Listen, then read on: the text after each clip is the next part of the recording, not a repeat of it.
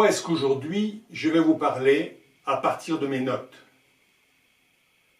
La première raison, c'est la situation, le phénomène dramatique dont je vais vous parler.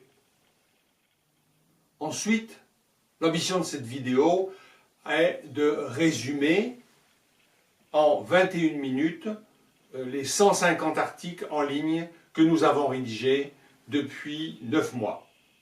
Troisièmement, nous allons essayer d'avoir une rigueur académique. D'où la nécessité d'être le plus clair possible quant aux chiffres, aux lieux, aux acteurs. Enfin, il y a l'objectif ambitieux de notre projet. Nous l'avons annoncé il y a 9 mois. Il faut que la phagothérapie à la carte soit mise en place dans chaque centre hospitalier universitaire de France. Ceci le plus vite possible.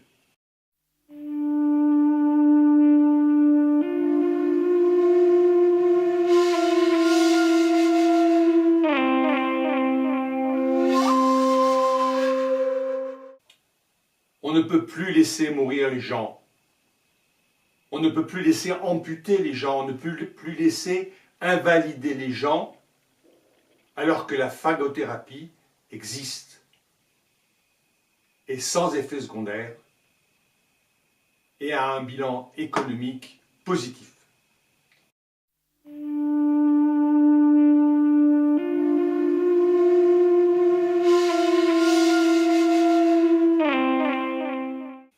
Comme je viens de le dire, la présente vidéo est un condensé. Pour une vision plus large, on peut aller voir en ligne des vidéos sur les 3 thèmes principaux, sur le problème des bactéries multirésistantes aux antibiotiques, sur la culture des phages et sur la phagothérapie.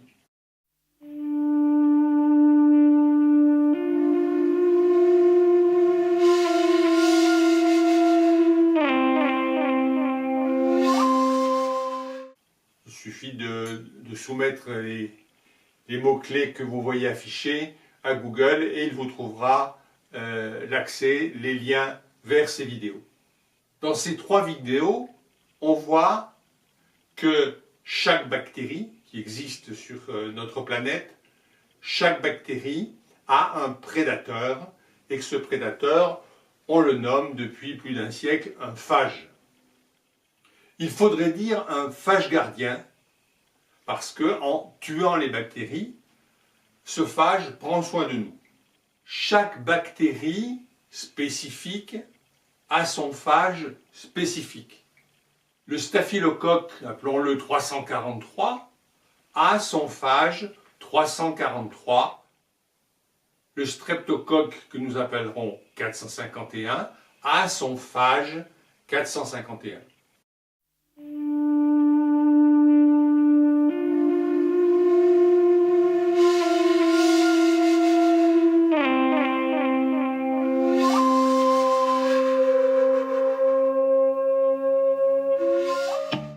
La régulation des bactéries dans les mers, tout autour de nous, à l'intérieur de nous, dans notre microbiote, cette régulation des bactéries est faite en particulier par ces phages spécifiques à chaque bactérie. Sur l'image ici, nous voyons une bactérie en bleu qui est attaquée par des phages en vert. Les phages existent naturellement, mais les humains, il y a plus d'un siècle, ont découvert qu'on pouvait les cultiver de façon à traiter des malades chez qui la régulation naturelle ne fonctionnait pas.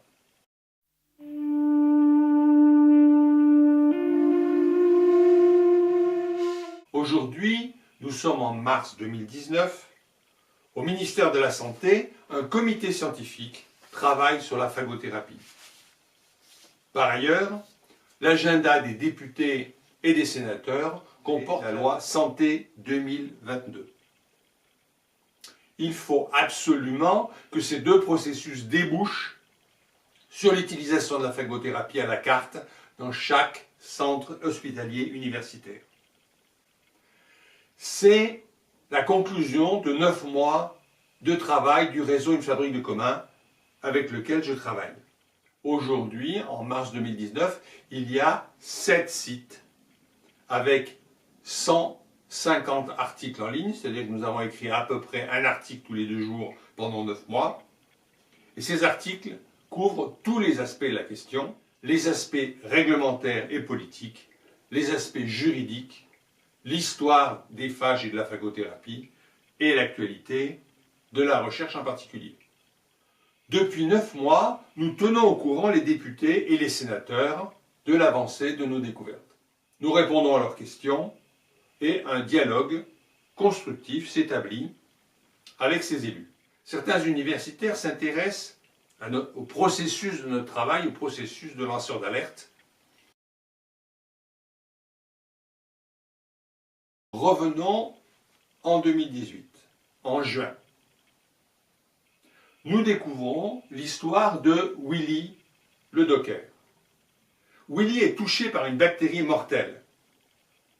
Les antibiotiques n'ont aucun effet sur cette bactérie mortelle, c'est ce qu'on nomme la résistance. En fin de ce document, nous vous raconterons plus en détail l'histoire de Willy le docker. Mais maintenant, ce qui nous intéresse, c'est la conclusion, la morale de l'histoire de Willy, à savoir qu'en France, en 2019, on laisse mourir les patients alors que la phagothérapie existe, qu'elle est sans effet secondaire, qu'elle présente un bilan économique positif.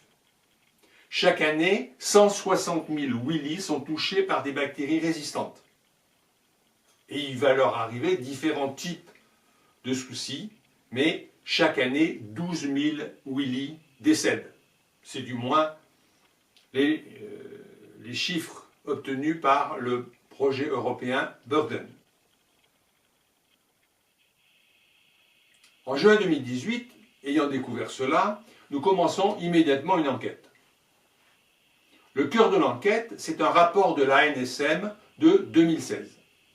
Donc il y a maintenant environ 3 ans. Ce rapport de l'Agence nationale de sécurité du médicament raconte qu'il étudie la phagothérapie.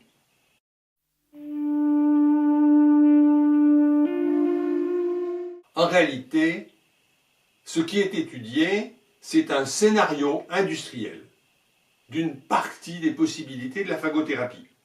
Le point de départ n'est pas l'ensemble des besoins des patients. Ce qui est étudié, c'est un scénario industriel dans lequel on cultive quelques phages standards.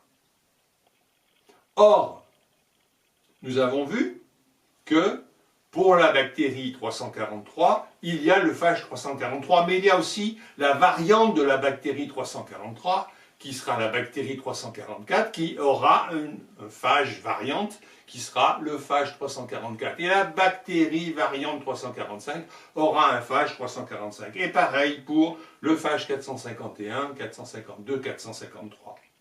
Donc, cultiver quelques phages industriellement, ce n'est pas que c'est inintéressant, mais ça touche une petite partie de la population touchée par les bactéries multirésistantes, et pour une grande partie de cette population, il faut cultiver à la carte les phages 343, 344, 345 selon les situations.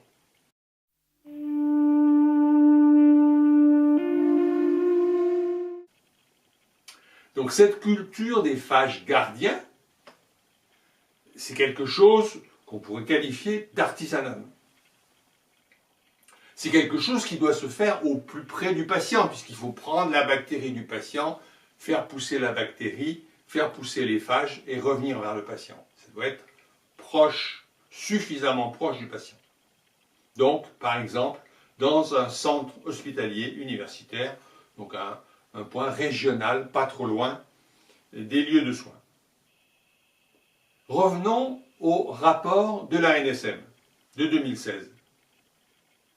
L'ANSM prend un cas clinique, qu'elle appelle cas clinique numéro 3, Il s'agit d'un enfant de 2 ans.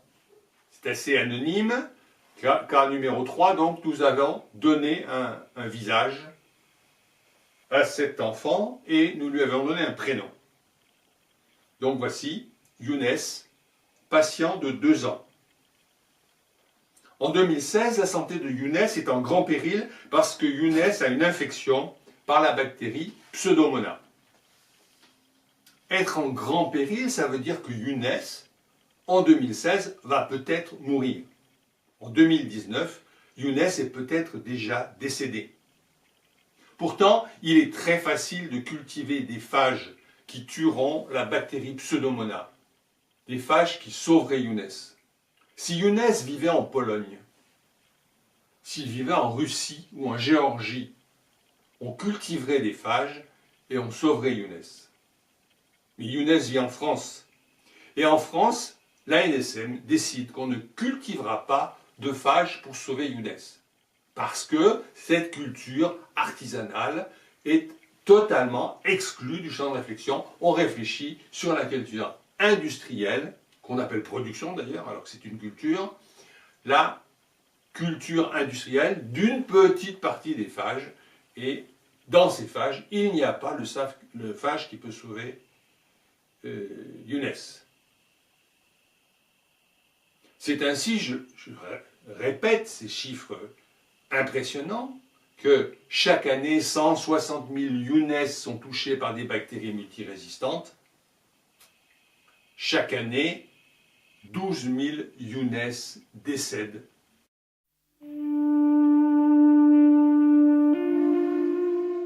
Alors, qui sont les Younes? Qui sont les Willy? Eh bien, ce sont des riches comme des pauvres, ce sont des gens des villes comme des gens des champs, ce sont des enfants comme des vieillards.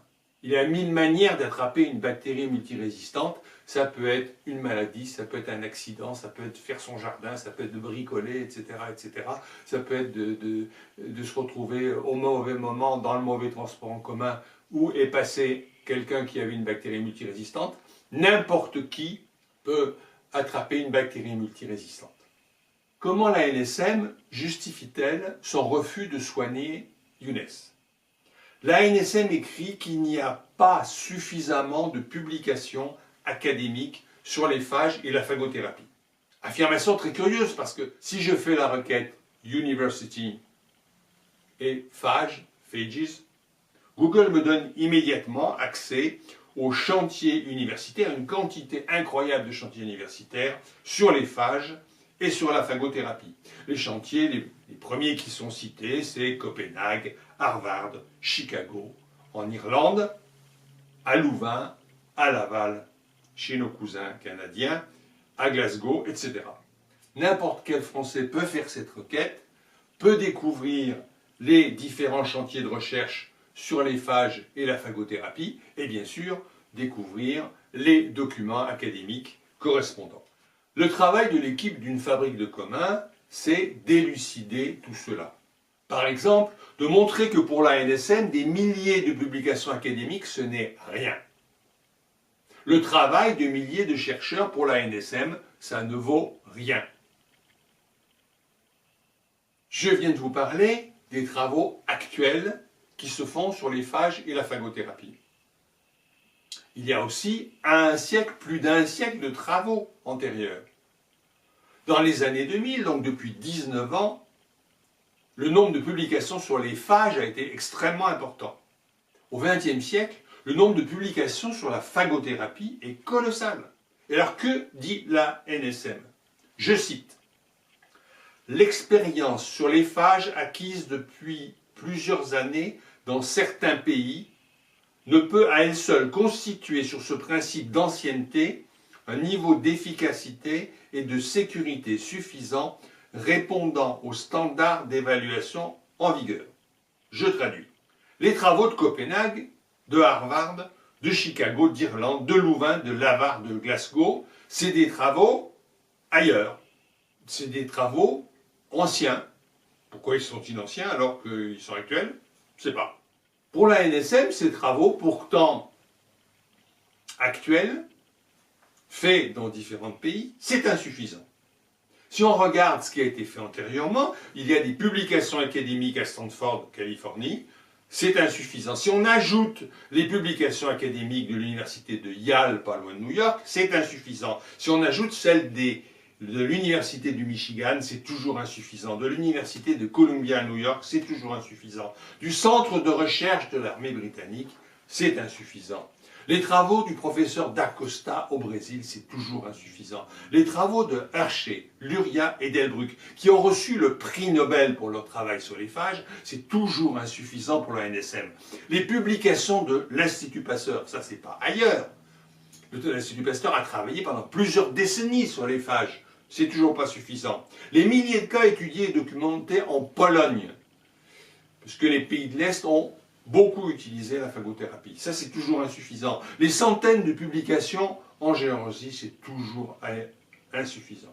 La NSM est claire. L'addition de ces milliers de travaux de recherche est insuffisante. Mais qui peut croire à une telle énormité? En plus d'un siècle, plusieurs millions de patients ont été traités par la phagothérapie. Chaque traitement a été observé. Si réellement il y avait le besoin d'en savoir plus sur la phagothérapie, qu'est-ce qu'il faudrait faire? Il faudrait soigner des patients par la phagothérapie. Un enfant de 7 ans, c'est cela. S'il veut faire plus de choses avec son vélo, il fait du vélo. S'il veut faire du modelage et qu'il veut savoir faire plus de choses avec du modelage, on fait du modelage. On ne peut pas étudier la phagothérapie autrement qu'en faisant de la phagothérapie. Et comme l'état actuel, le savoir-faire actuel est basé sur des milliers d'études de patients soignés par la phagothérapie, ce que c'est un enfant de 7 ans, la NSM ne le sait pas. Ce que c'est un enfant de 7 ans, la ministre de la Santé, Agnès Buzyn, ne le sait pas. Elle n'a pas mis en route la phagothérapie. Ce que c'est un enfant de 7 ans, Emmanuel Macron, à qui nous avons écrit, ne le sait pas. Il n'a rien fait pour la mise en place de la phagothérapie. Puisque nous parlons de politique, il faut savoir ce que ça coûte de ne pas soigner les gens. Un jeune que l'on ampute, c'est un jeune qui va être à la charge de la société pendant toute sa vie. L'ensemble des dépenses, pensions, soins, etc., ça fait 1 million d'euros par personne. 10 jeunes invalidés, ça fait 10 millions d'euros. 100 jeunes amputés, ça fait 100 millions d'euros. Cela fait des milliers de personnes chaque année. En ne mettant pas en place la phagothérapie, on jette par la fenêtre des millions d'euros, des milliards d'euros. À la fois, on gaspille l'argent des contribuables et on ne fait rien pour les milliers de Younes.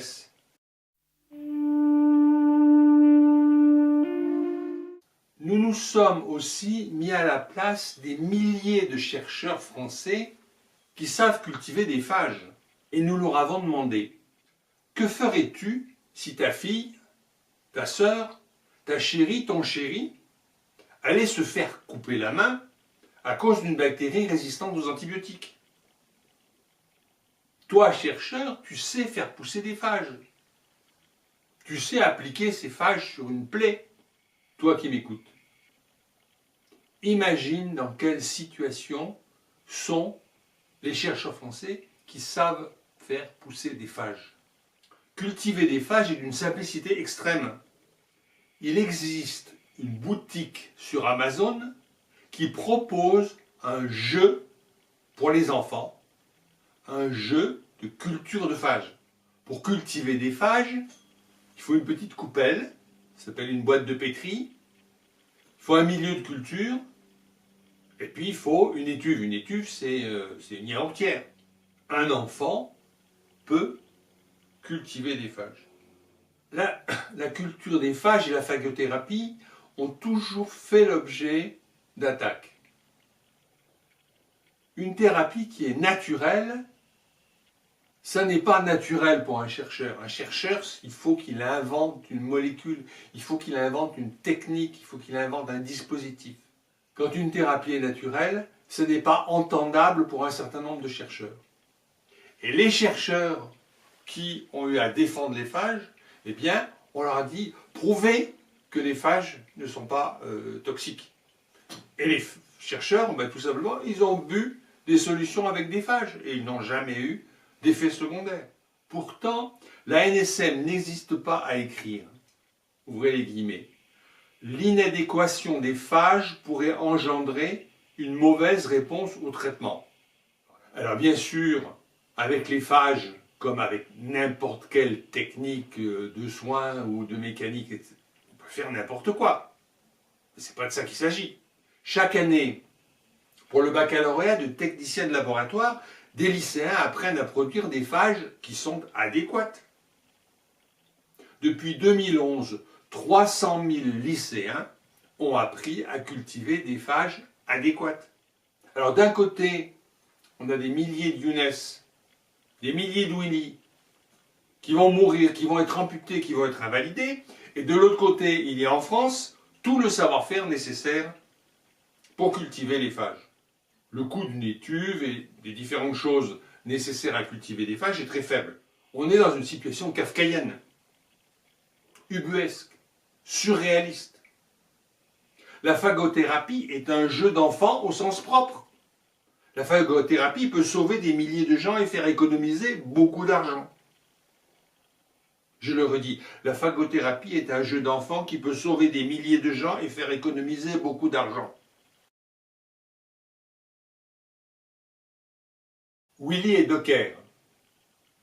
Son vrai prénom c'est Guillaume, mais ses amis l'appellent Willy. À 24 ans, Willy a un accident du travail qui lui abîme très sérieusement la jambe droite. Willy est hospitalisé. Durant son séjour à l'hôpital, il est infecté par une bactérie, le staphylocoque doré. Et ce staphylocoque doré est résistant aux antibiotiques. L'infection risque de se propager dans le sang, elle risque de tuer Willy. Alors on coupe la jambe droite à Willy. Mais ça ne suffit pas. La bactérie attaque les poumons de Willy. Willy meurt. La fillette de Willy a 7 ans. Elle hurle. Pourquoi ils ont tué mon papa?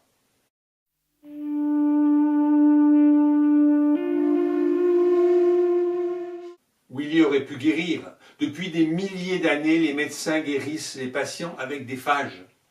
Par exemple, en Inde, l'eau de la rivière Yamuna ou Jumna contient des phages. En 1896, Ernest Hanking, chercheur britannique, décrit comment l'eau de la rivière Yamuna avait une vertu thérapeutique contre les bactéries. Willy aurait pu être sauvé par l'eau de la rivière Yamuna. Pas loin de la maison de Willy, il y a peut-être une source dont l'eau contient des phages qui auraient pu sauver Willy. Dans l'eau du puits du voisin de Willy, il y aurait peut-être des phages salvateurs. La phagothérapie est un jeu d'enfant qui aurait pu sauver Willy.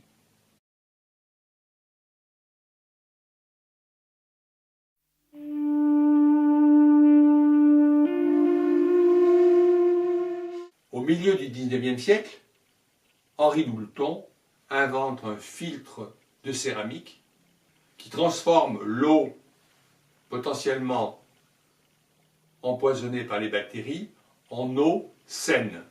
Et il fait ça pour la reine Victoria.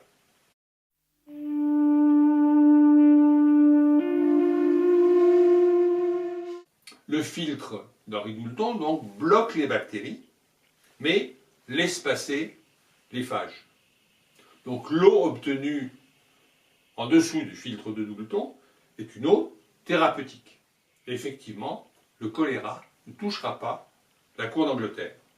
Mais aujourd'hui, les filtres Doulton sont utilisés, ici chez nous, par les gens qui ont un puits, par les gens qui ont des forages. Donc, quantité de gens boivent de l'eau contenant des phages sans le savoir.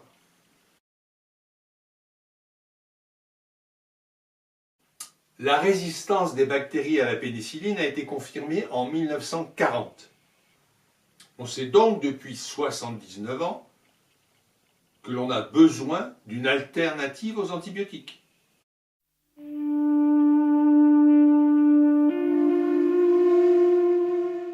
La même année, en 1940, il y a 79 ans, on a mis au point le microscope électronique. On a ainsi pu voir des phages attaquer une bactérie. Depuis 79 ans, on sait que la phagothérapie est un jeu d'enfant.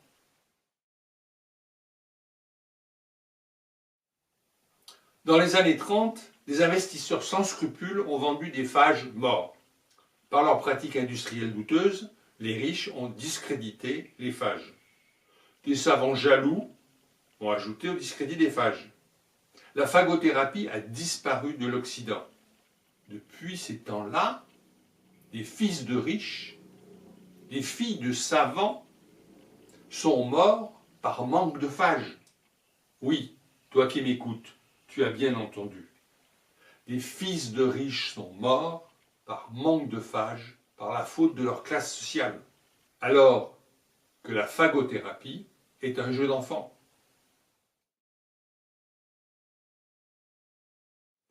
Le rapport de la NSM répète en boucle des phrases comme, je cite, « Il a été soulevé la faiblesse de documentation sur des modalités d'utilisation des phages. » Nous l'avons vu plus haut.